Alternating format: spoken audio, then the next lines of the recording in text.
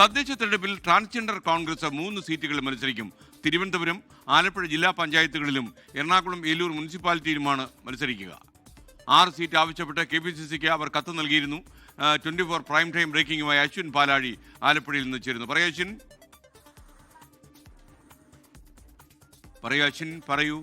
തദ്ദേശ തെരഞ്ഞെടുപ്പ് അടുത്തിരിക്കെ കോൺഗ്രസിനെ സംബന്ധിച്ച് സീറ്റ് നിർണയമൊക്കെ മുന്നോട്ട് പോവുകയാണ്. അതിനിടെയാണ് ഈ പല നഗരസഭകളിലും പല തദ്ദേശ സ്ഥാപനങ്ങളിലുമൊക്കെ സീറ്റ് വിഭജനം വലിയ കീറാമുട്ടയെ തുടരുകയാണ്. അതിനിടെ ഈ ട്രാൻസ്ജെൻഡേഴ്സ് കോൺഗ്രസ് 6 സീറ്റുകളാണ് കേരളത്തിൽ ഉടനീളം ആവശ്യപ്പെട്ടത്. അത് അവരൊരു ഉദാഹരണമായി KPCC അധ്യക്ഷൻ നൽകിയ കത്തിൽ പറയുന്നത് ഇടതുപക്ഷത്ത് 7 സീറ്റുകളോളം ട്രാൻസ്ജെൻഡർ വിഭാഗത്തിന് നൽകുന്നുണ്ട്. ആ സാഹചര്യത്തിൽ 6 സീറ്റെങ്കിലും ഏറ്റവും കുറഞ്ഞത് UDFൽ ട്രാൻസ്ജെൻഡർ കോൺഗ്രസിന് നൽകണമെന്നുള്ളതായിരുന്നു ആവശ്യം. പക്ഷേ ആ ആവശ്യം പൂർണ്ണമായി അംഗീകരിക്കാൻ KPCC നേതൃത്വം തയ്യാറായിട്ടില്ല. നിലവിൽ 3 സീറ്റുകളിൽ ട്രാൻസ്ജെൻഡേഴ്സ് വിഭാഗത്തിനെ മത്സരിപ്പിക്കാനാണ് KPCCയുടെ തീരുമാനം. അത് തിരുവനന്തപുരം, എറണാകുളം, അതിനു പുറമെ ആലപ്പുഴ എന്നീ ജില്ലകളിലാണ് ട്രാൻസ്ജെൻഡേഴ്സ് കോൺഗ്രസിന്റെ പ്രതിനിധികൾ മത്സരിക്കുക. തിരുവനന്തപുരത്ത് ഏറ്റവും വലിയ മത്സരം നടക്കുന്ന കോർപ്പറേഷനാണ് തിരുവനന്തപുരം. കോർപ്പറേഷൻ സീറ്റ് ആവശ്യപ്പെട്ടെങ്കിലും നൽകാൻ KPCC തയ്യാറായിട്ടില്ല. തിരുവനന്തപുരം ജില്ലാ പഞ്ചായത്തിലേക്കാണ് ട്രാൻസ്ജെൻഡേഴ്സ് കോൺഗ്രസിന്റെ നിലവിലത്തെ സംസ്ഥാന അധ്യക്ഷ അമയ പ്രസാദ് മത്സരിക്കുക.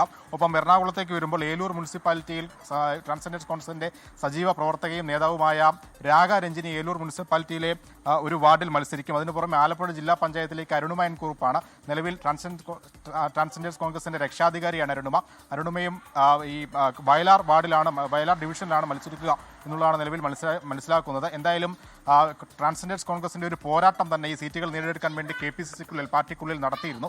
അതിനൊടുവിലാണ് പല എതിർപ്പുകളെയും പാർട്ടിക്കുള്ളിൽ തന്നെ അവഗണനകളെയും എല്ലാം മറികടന്നുകൊണ്ട് നിലവിൽ ഈ സീറ്റുകൾ ട്രാൻസ്ജെൻഡേഴ്സ് കോൺഗ്രസ് നേടിയെടുത്തിരിക്കുന്നത് എന്നുള്ളതും ശ്രദ്ധേയമാണ്. എന്തായാലും തദ്ദേശ തെരഞ്ഞെടുപ്പിൽ ഈ സീറ്റുകളിൽ ട്രാൻസ്ജെൻഡേഴ്സ് കോൺഗ്രസിന് ജയിക്കാനാകുമോ എന്നുള്ളതും ഈ പാർട്ടിക്കുള്ളിലേക്ക് എതിർപ്പ് നിലനിൽക്കെ അവർക്ക് അത് മറികടന്ന് ജയിക്കാനാകുമോ എന്നുള്ളതൊക്കെ പ്രധാനപ്പെട്ട ചോദ്യമാണ്. അശ്വിൻ പാലാഴിയാണ് വിവരങ്ങൾ നൽകിയത്. Thank you Ashwin.